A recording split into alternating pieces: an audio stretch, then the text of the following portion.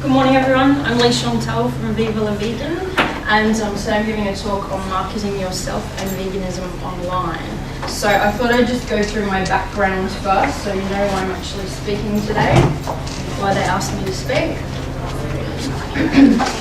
And I'm sorry about throwing my presentation a bit. We'll be implementing hopefully very soon.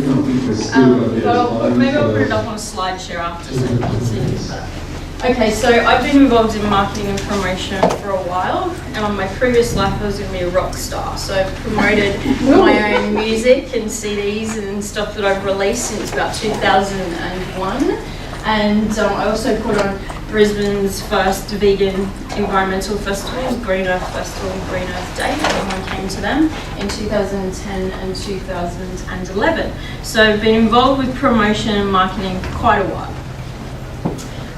My background now, what I focus on, I have been doing content creation and running social media campaigns for businesses from about 2010 as well.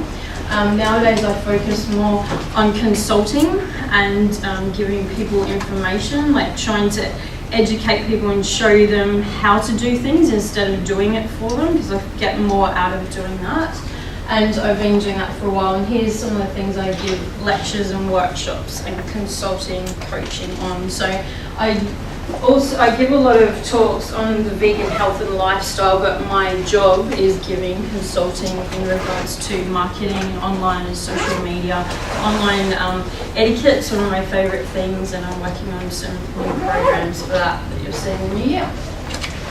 Hopefully you've all heard of my website called vivalavegan.net. So that's been going for over 10 years, started in 2005. And one of my friends recently called me the most prolific vegan blogger in Australia. So I'm going to use that, I'm going to start putting that on business cards or something. So there's over 10 years worth of information on that website. So there's articles, blogs, interviews, how-to videos, recipes, FAQs, heaps of stuff. And yeah, I've been talking about vegan lifestyle for about 10 years as well. I've released quite a few books. My latest one is a book on vegan athletes. So there's over 100 interviews with inspiring athletes and exercise enthusiasts and fitness fanatics from all over the world. And they're all different disciplines. And that's my fourth book. Here's my other ones here. And I've also been featured in quite a few other books. And I've got a heap of ebooks. Now today what I'm going to go over is marketing online in particular, and I'm just going to go through some of the things you should be aware about online, and then we're going to go through some examples of maybe how to be a bit more mindful of what you're saying and how you're acting online with people. And yeah, I love interaction, so please if you can't understand, or if you like to say how great my dress looks today, just yell it out. I'm happy to hear it. And I love photos too, so please feel free, take photos, tag me online, and yeah, we'll get along. So yeah, there's so many tools we can use nowadays to promote things. There's so many things that we can use. Years ago it was a bit harder. Nowadays so many options, opportunities, and everything's easier. You know, it's affordable. People can do a lot more online. So these are the things we're going to sort of focus on today. And social media is amazing to do. And by utilising all the things that you're good at, all the things you're passionate at, and your skills, this is a great way to promote whatever you're passionate about, whether it's veganism, animal rights, or even your business or your brand. So I really want you to be encouraged, and I hope that I can give you some goals and something to achieve, and feel empowered to be able to promote what you need to do from the end of this. And there's a hell of a lot of social media sites nowadays. There's hundreds, and you can't be on all of them. It's just not, you just won't sleep. And this is what happened before. This is what used to happen before. So someone would write a press release, say, I'm about to release something new, I'm going to write a press release about it. It would be targeted to the media. Someone would then write an article, and then it would be read by consumers. So think about that, and then we're comparing it to this. So social media now is linking people, and whatever is shared online, that's when people are trusting someone. That's when they'll read something, that's when they'll buy something. So think about the differences now. And if you have a look at these two diagrams, can everyone see the slides? Yeah. So if you think about information before was quite scarce, now quite abundant. There's probably too much information. So think about those things when you're trying to promote something online. Now, why is social media important? Why is it great? Here's some reasons. So it's really important to show people processes of things, so not just the outcome. So one of my friends, Jessica Bailey, she just opened a cruelty-free shop here in Brisbane, and one of the things she did was take photos of the setup of the store. Look, we've got the shelves up today, look, we're packing the stock. Things like that. If you keep those things in mind, so people are like, oh, I remember when they were putting the floorboards down, I remember when they painted the walls that green colour, and you're more attached to the outcome and you're getting involved. That's what you want people to do. So it's mostly cost saving nowadays, but we'll go into that a tiny bit later. We don't have too much time for that, but in some cases like Facebook, you have to pay to play nowadays. And so it's more engaging, and people are focusing on a less of a strict hierarchy, like before that diagram I showed you. Now the information can go to anyone. And it's great to be able to build your followers and to really build a community. Everything's cheap. Cameras are cheap. Some computers and laptops are cheap. You know, everyone's probably got a camera in their pocket or in their bag at the moment that you could easily film something, you could easily upload. So these things are quite cheap. And it's really, social media influences popular opinion. So, and it really can spread to a lot of people. And so people nowadays, they're not looking to say, you know, government, teachers, churches, parents, schools. They're looking to someone that has some sort of scope online, and that's what they see. Whether or not that's a good thing, and you know, the loudest people or most vocal people and celebrities, whether or not it's a good thing that people are following those sort of people, that's what's happening. And here's just some stats of the amount of people that are using these social media channels. So have a look, Facebook, 1.71 billion users. So whether or not you like Facebook, I can't stand it, you need to be on there because your community or the people you're trying to attract will be on Facebook. Can everyone please raise your hand if you want to say... Here's the actual top social platforms of Australian stats. So Facebook's still the top with 41%, down to Tumblr at 6%. But you've also got Facebook Messenger and Skype, Google Plus, which I love, but no one seems to care about in Australia, LinkedIn, Twitter, and I think they're all those red ones, Messenger and chat apps. So that's what people use on phones. So be aware, a lot of people are interacting and doing stuff on phones or on apps nowadays. Now, what you need to do when you're trying to share stuff online, or when you're trying to work out a schedule or a campaign, you need to focus on what you want to do, and you really need to commit to these things. You need to create content, which is really important, and your own branded content is the best. You need to schedule it or organise some sort of schedule that you're going to stick to, and then you need to post this information. And most importantly, out of all of those, is interact. So the word social media, what do you think is the most important part of that? Social, yes. And everyone tends to forget about that nowadays. Everyone's just giving all that information to people, but no one is taking the time to interact with people. So if that's the only thing you learned from me today, please interact a bit more. Now you want to share high quality shareable information that's your own brand or your own stuff. That's really important. That's really imperative for people to see that you're providing value to people, okay? And people want to go to you, to your channel, to your page and say, oh, this is the place that I go to get the information in regards to whether it's veganism, animal rights, AFL, whatever. It's like where you go to get that information. And you want to be sharing relevant and up-to-date information. You don't want to be sharing this stuff every single other blog sharing or every single other page is sharing. Think outside the square. Think about being creative. It needs to be regular. You need to be sharing things on that are meaningful and has some sort of it relates to whatever you're trying to promote, okay? So visuals are very important. What were you going to say?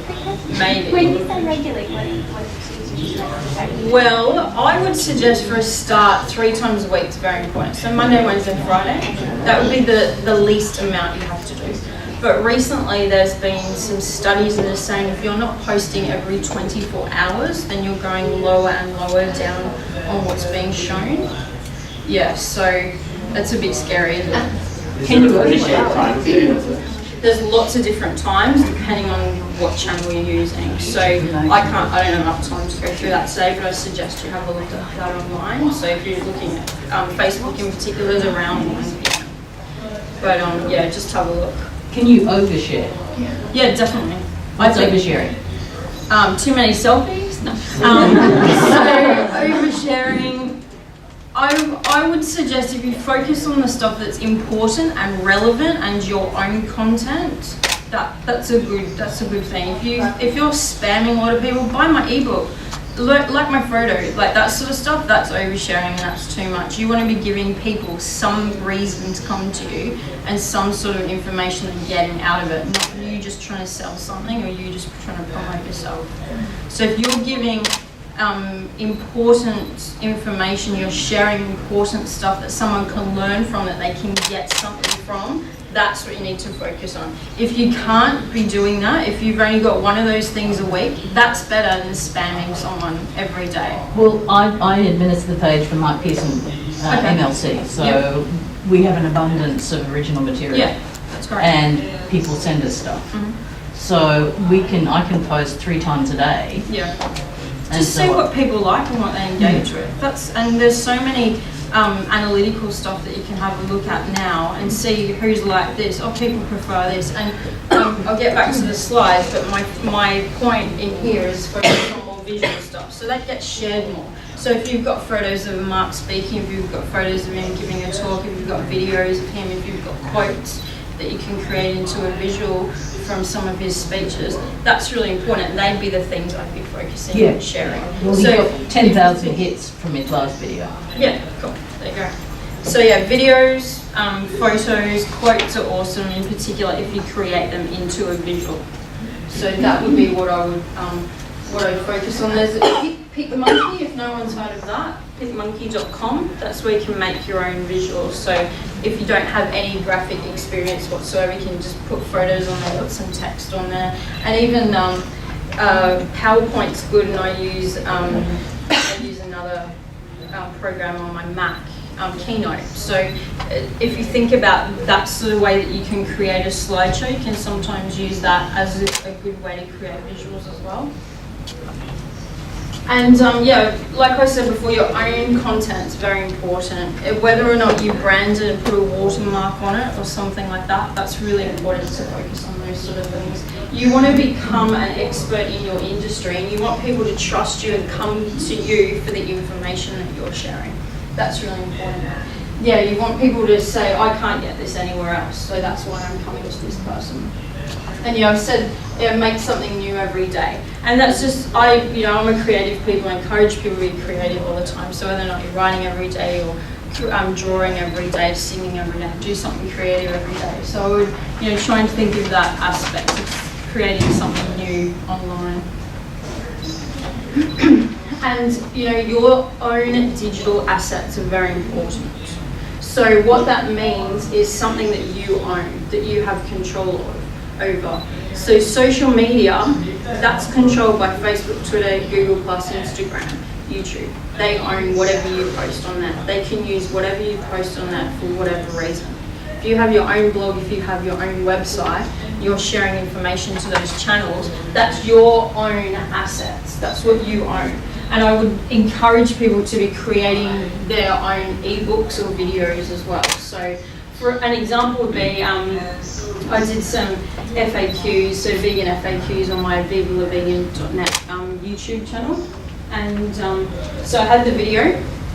From the video, I got someone to transcribe it, so I've got the text, and then I'm creating an ebook from that.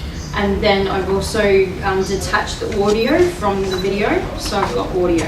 So from just one video, I've got a visual, I've got audio, I've got text, and then it can become an ebook. So think along that mindset. Does everyone get that? Think how one thing can go to many different areas. So if you can get in that sort of mentality, that will really help you, and you can use that forever.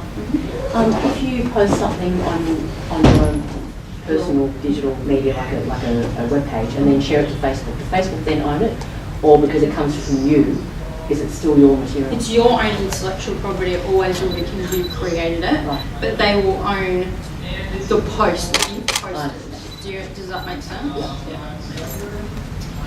So yeah, all these different things. So if you can focus on those, like articles, blogs, content that you've created. And you need to be really proactive with engagement.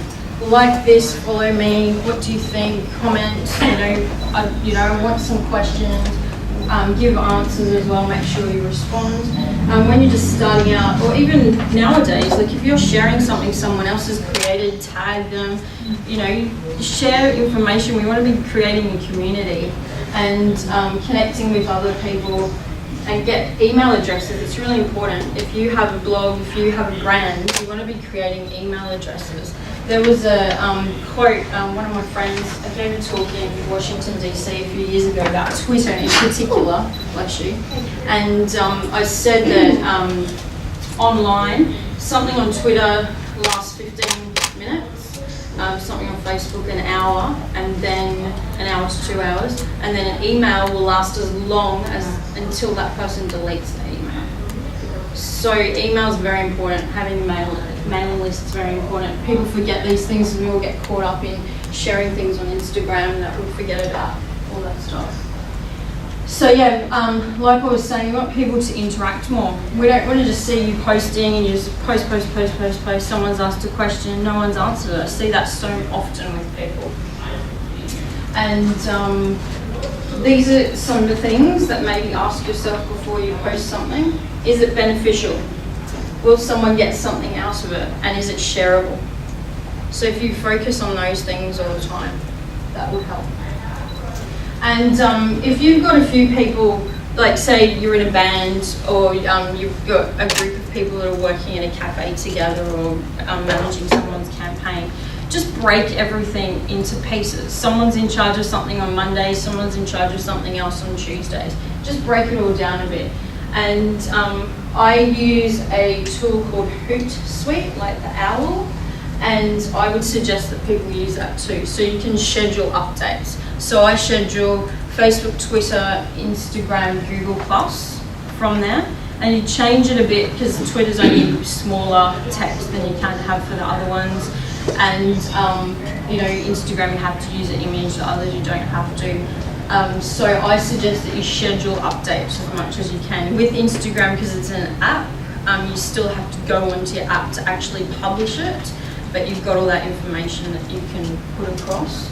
And Facebook, you can do that now. So you can go on Facebook, post something, and then add the date when you want it to go and schedule it. So if you take a few hours a day or a few hours a week, a few hours a month, and just go through and schedule everything you want for that week or that month, get into that habit, then you're not having to be online to all these things all the time. And yeah, Google Analytics, see what people have actually been interacting with, what people really like. That's important. And share whatever you share on one channel and somewhere else as well. Different ways that you can connect. Your own media is your website, your digital goods. Your earned media is like your social media or SEO, things like that. Your paid media is advertising. And here's some ideas for shareable content if anyone wants to take a photo of that bit of text. Creating conversations with people, engaging or informing people, sharing visuals, linking to your own website, gauging opinions, entertaining, and being inspiring to people. So if you break those sort of things down, if you're trying to work out what am I going to create this week, what am I going to share this week, maybe have a look at this. Question, transcription, infograph, recipe, asking for feedback, giving a presentation, or a quote from something. So there's some ideas. and shared something different each day. So I like to break it down into different days of the week and different things for each day. So vlog on Tuesday, video on Thursday, things like that.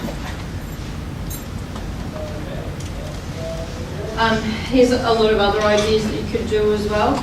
Get involved if you're only just starting out. Maybe write some articles for some people, for some other blogs. The lovely Douglas Leith just up here, give us a wave, Doug. He's written a heap of articles for veganism.net on vivisection, and I've had quite a few other article writers in there over the years as well. So focus on giving people information that they need. You really need to be consistent. You really need to commit to these things. And that's just in general life. I like people to be committed and consistent. Seems pretty easy to me, but everyone else seems to struggle with that idea. So you need to be updating regularly. You need to be sharing stuff with people all the time. Sometimes right into your soul, some people seem to share. So you've got to be willing to do that sort of thing. You need to have good time management skills, know the topics that are up to date, keep on top of all these sort of things.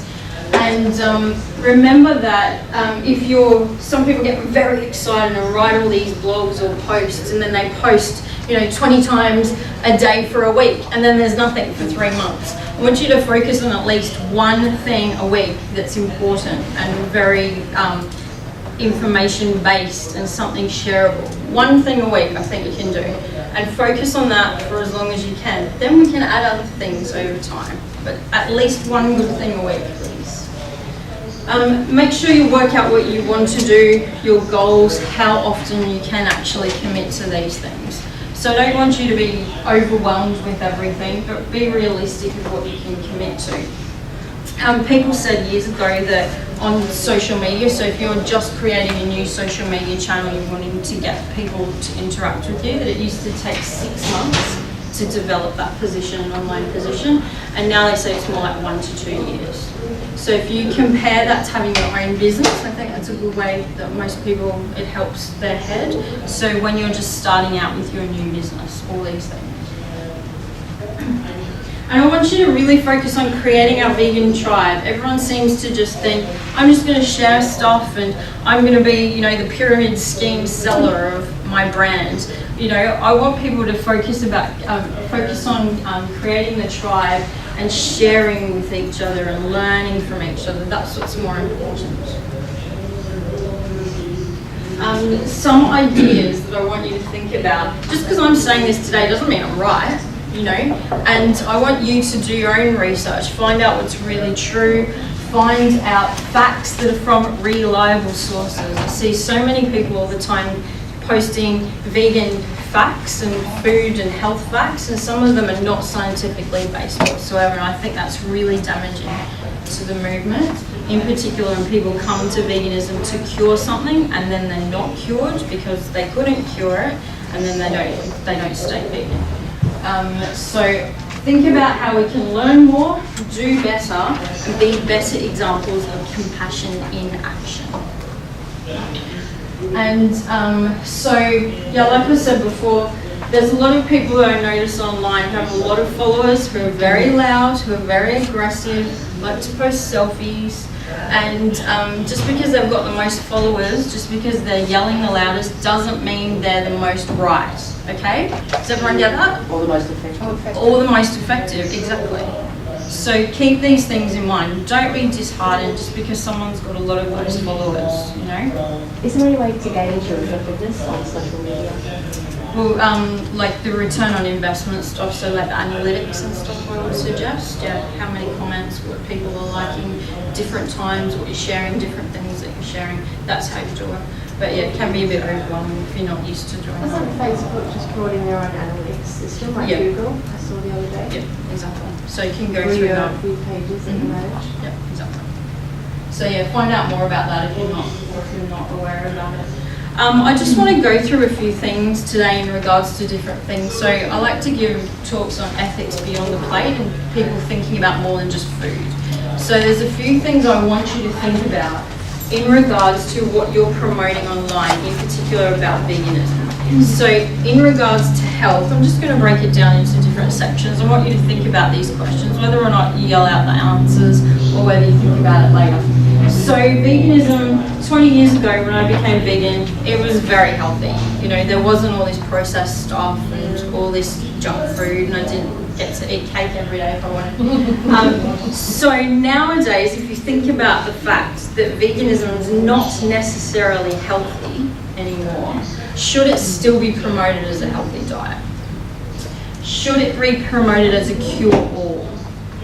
And how can we encourage people to be flexible and open to all healthful types of vegan diets? Because I see a lot of people, in particular young girls, that are using veganism as a way to be very restrictive on their diet, and they're using that as an excuse to be restrictive.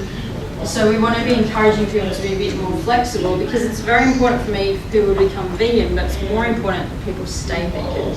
So think about those things. How can we encourage long-term commitment to the lifestyle? And I don't want to just see white vegans everywhere that look a certain way. There's so many different types of vegans. There's so many people of colour that we need to be showing in mainstream media.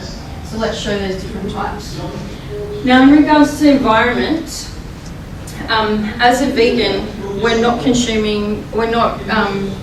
giving a lot of like greenhouse gases. We're not contributing to a lot of things that animal products contribute to in most cases. But I want you to think about where your food comes from, the growing processes, the packaging processes. A lot of people buy packaged stuff that comes from the US or the UK. What about the food miles that's associated with that? You know, what about food scarcity, food security? Do you support GMO, non-GMO stuff, in-season organic products? Think about these things. Think about what you're promoting to people. Are people able to buy these things? Are the things that you're promoting actually affordable to the majority of people? Because we want veganism to be inclusive to every single person, no matter how much money they have, no matter where they fit in society.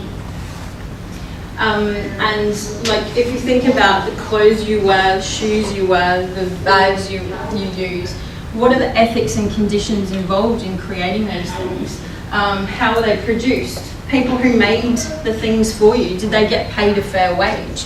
It might be vegan, but it might be made in China. It might be made in somewhere like that, in these factories that I personally would have ethical issues with. And if you're defending one type of female body, say a cow's body, but you're using a female body in another way that's detrimental, do you think that's good enough?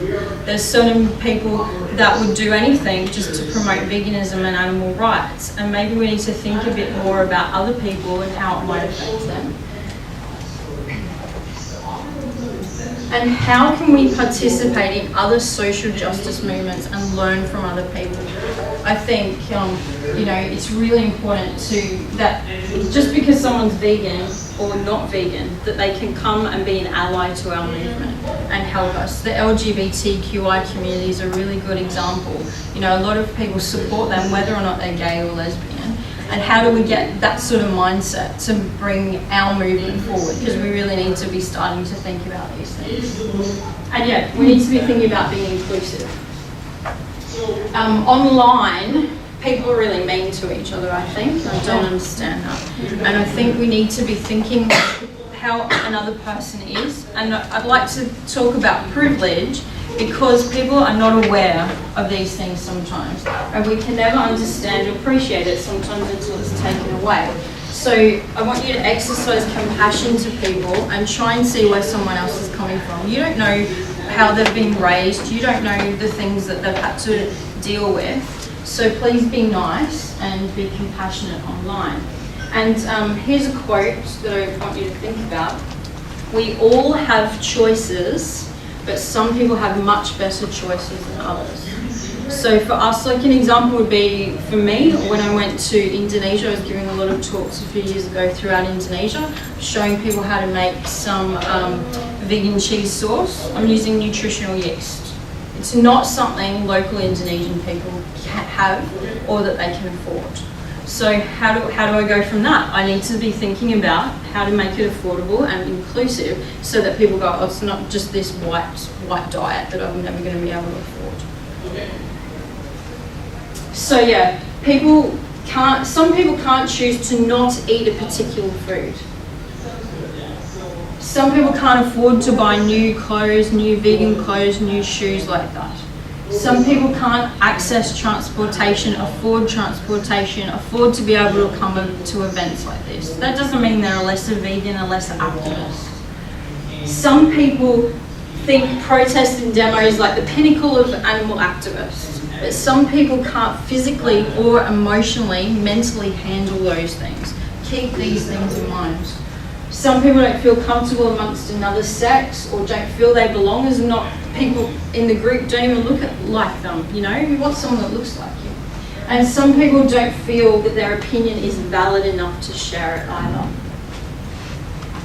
I just wanted to mention black vegans because I see them used online a lot in a negative way and as props. So we want to be using and thinking about how other people are feeling when we're saying particular things, when we're using particular phrases, when we're comparing certain things like slavery, like rapes, things like this. How would someone that actually went through those processes feel if you were talking about things like this in quite a flippant way, just trying to get your message across? So think about that we don't need to use and commodify another group to promote veganism and animal rights. Does everyone get that? We can use things in a positive way that don't necessarily have to hurt someone else. So here's something I want you to think about. When you're promoting veganism, when you're interacting online, you might want to take a photo of it, it's obviously very important. So when you're promoting veganism, is your language positive or negative? Is it encouraging or is it discouraging? Is it empathetic or is it judgmental? Is it preaching or is it teaching? What sort of language are you using when you're talking about other countries? So some people use racist language when they're talking about, say, Japan and dolphins and whales, China and dog meat, Middle East and the live export. What about trigger words that you're using? Slave, rape, concentration camps. Some people may have gone through these sort of things, and those sort of things that you're saying online to promote veganism might really affect those people. And what about, do you give unsolicited health advice or tell terminally ill or disabled people that veganism is going to cure them? Now, every single one of these I've seen online at least once, and I don't think that's good enough. So I just wanted to mention, when I was talking about people going vegan, we want people to stay vegan. And there's been a lot of great research done by Humane Leagues Lab. Has anyone heard of that? If not, I really suggest you see what they've done and maybe follow their mailing list. Nick Cooney's from the States, he started Humane League a few years ago. He now does, I think, Mercy for Animals he's working with now. And he's written some really cool books as well. His latest one's How to Be Great at Doing Good, also Veganomics and Change of Heart. Now, his research has found, whether or not I agree with it, that animal welfare, this top point, is the most effective way to get people to eat less meat. Okay? And health reasons are second best. Now, you know, this, when I first went vegan, I went vegan because I didn't believe in killing another just for me to eat. And it was all about animals, animal ethics, animal rights, sort of stuff. So I just thought, I'm going to tell everyone about the stuff that I knew, and they'll be vegan as well, won't they? Obviously. So I'm telling all these people the stuff that I found important, that was important to me, that changed me to become vegan. But they didn't feel that it was important. So we need to work out what other people have as their priorities or what they're passionate about. So obviously animal welfare here, I have a few issues with animal welfare being promoted. I prefer to be focusing on animal rights, and I prefer that. But this is the most effective way based on scientific data that's showing that people are staying vegan or at least eating less meat. So have a look at some of those stats. And vegans, we're only 1 to 2% of the population. That number has not changed for 20 years. I know everyone gets all excited, oh my God, everyone knows about vegan nowadays. A lot more people are eating a plant-based diet. A lot more people are maybe eating plant-based meals. But I really don't think there's a lot more vegans. And people seem to be very confused about what vegan is as well. Oh yeah, it's about gluten, isn't it? Yeah. No, not really. And there's all these terms, you know, high carb, low fat vegans, the oil free vegans, the sugar free vegans. Has anyone heard of the term vegan? It's a vegan that eats eggs, not vegan, mate. And then, you know, vegans that eat honey, not vegan. So there's all these things that everyone's so confused about. And that's what's marketed the most is health stuff. It's all about food. That's what people are seeing in the mainstream media. It's health stuff, trying to lose weight, people trying to look hot in a bikini, white women mostly, thin women, that's the thing. We want to be focusing outside of those things, please. So find out what people want to hear about. What are they passionate about? What is something that I say to you today that's going to make you go and share something? You know, you can think about environmental stuff, fitness stuff, health stuff, animal rights stuff. Is someone got a dog? You know, tell them about how intelligent pigs are in comparison to their dog.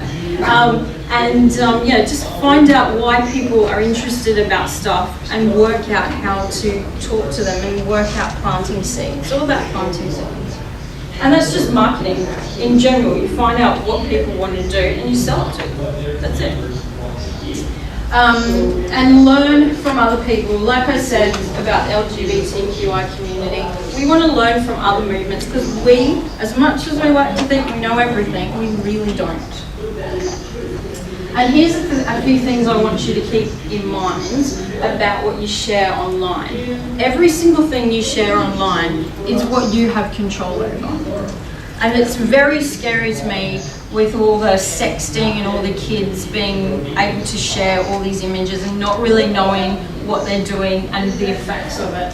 So be aware of those things. Everything's a permanent reflection of you or your company or your brand, and it's never going to be erased. I'm sure you've seen a lot of people ranting online. Kanye West is a good one. And you know, he might delete it a bit after, or even Donald Trump. And they say ridiculous stuff, and it's always going to be that. It's always going to be something that happens. Make sure if you've got a few people that are posting on behalf of your company or your brand, that every single person knows what your goals are, how you're meant to speak, the language you're using. Make sure everyone's not using abbreviations, that every single person that you're speaking to understands what you're talking about. Use correct grammar, punctuation, spelling, very important. Don't know why people don't seem to care about that, but it's very important. And a good thing I like to say to people when they're thinking about whether or not they should post something, if I sent you a postcard, love postcards, love letters, just a hint. If I send you a postcard in the mail here to say the States, think about all the different types of people, how many people could actually read that postcard.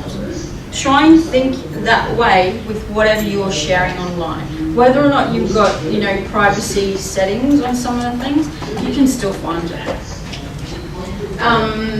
And if you wouldn't say it on a postcard, also to someone's face. If I'm not going to say something to someone's face, I don't say it on. Or I say it to them first, then say it. So consider what you're sharing and whether it's going to be negative or positive to you and your brand. And make sure everyone understands what you're talking about. Vegans don't only care about non-human animals. Let's all start acting like it. Too much meanness, too much people being rude and judgmental, and all systems of oppression need to be changed. This is really important. So online, let's be nice, let's be kind.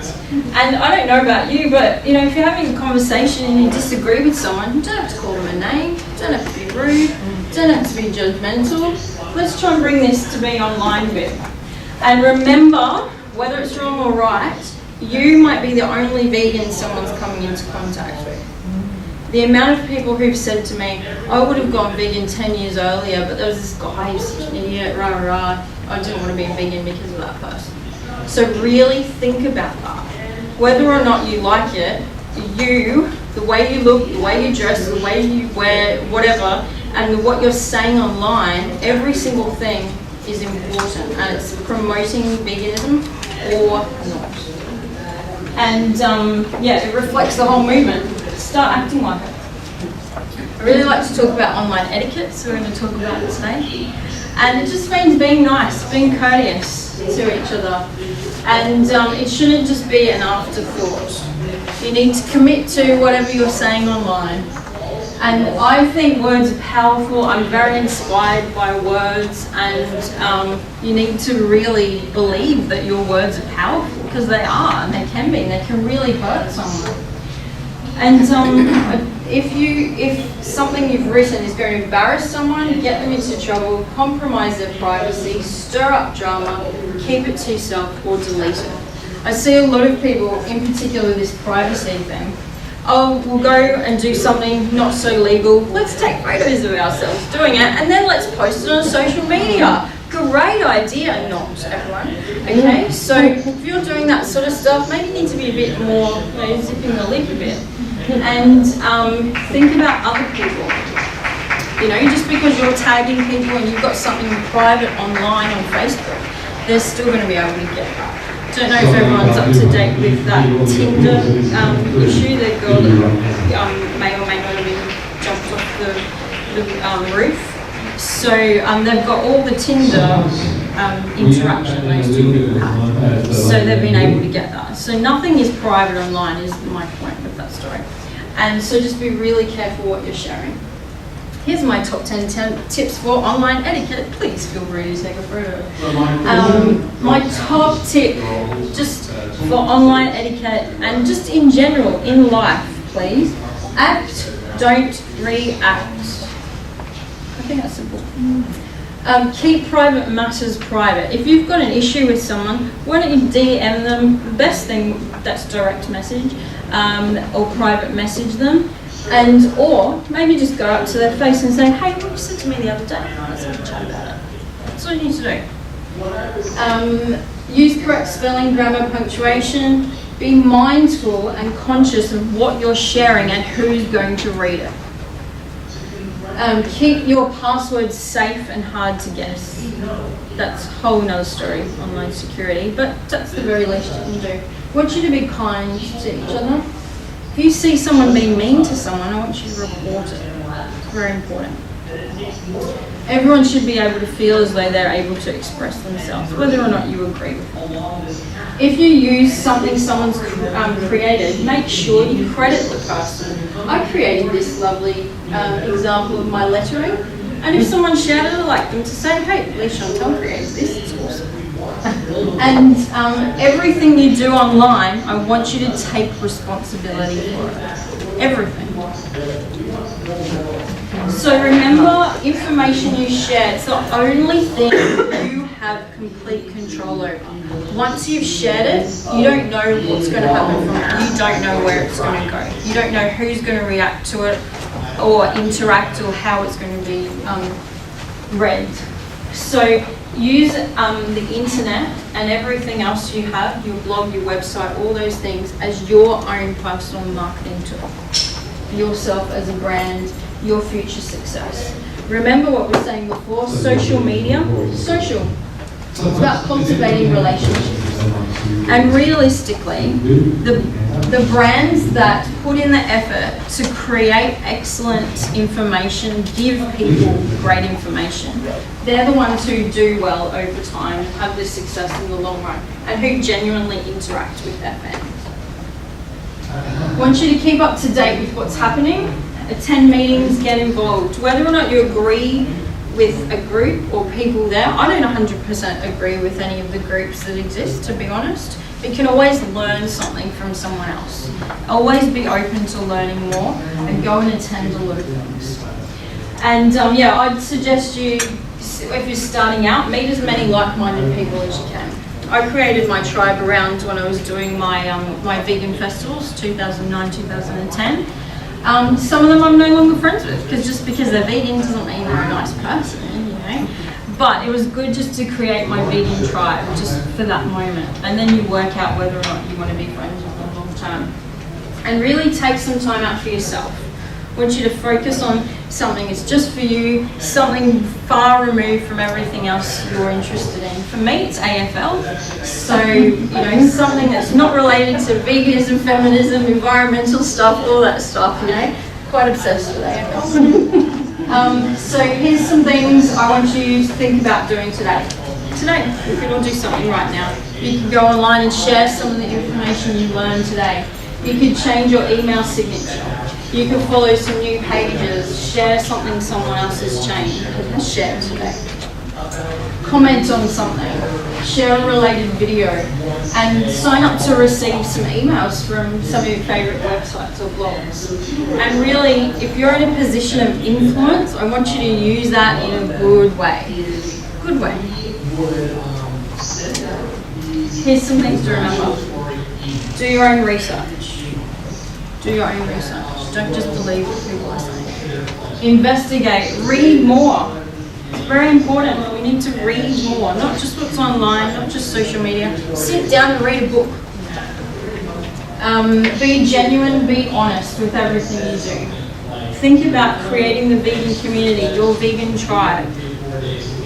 Keep your mind on your goals, be focused, and really believe we're all part of that change that we need, that we're all working on it in a positive way.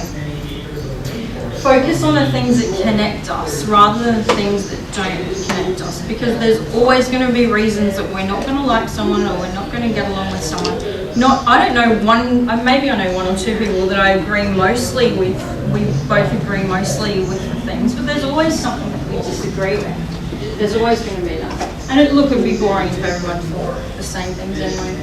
We need to lead by example, we need to be consistent, and I want you to be the best version of yourself that you can be. Remember, we want to promote more positive stuff. We want to focus on encouraging people. We want to focus on education and planting seeds, not just trying to convert people. We want to inspire other people. We want to remember kindness and always remember compassion. It's really easy to be vegan nowadays. It's really easy to stay vegan. These are the things I want you to focus on. And I want you to be the best vegan you can be, and let's all start from now. And here's how you can connect with me. That's my VivalaVegan.net website. That's all the social media channels. I have Instagram now. My Leigh-Chantelle website and all the social media channels for that, also Instagram. So please have a look at that. And my Vegan Athletes book has its own website as well. If you're in, if anyone's going to be at World Vegan Day next weekend, she was just been to Bali. Everything's flying by. Next weekend's World Vegan Day in Melbourne. If anyone's able to go, I'll be selling my Vegan Athletes book at the Prana On store. So if you wanted to get a book or you want to get it for someone, make sure you check it out. But I really hope everyone's learned something today. And if you have learned something, I'd like you to share it with someone else so that they've learned something else as well. And I hope you've got something out of it. And we've got a few minutes for questions, so I hope you've got something to do. But hope you liked it.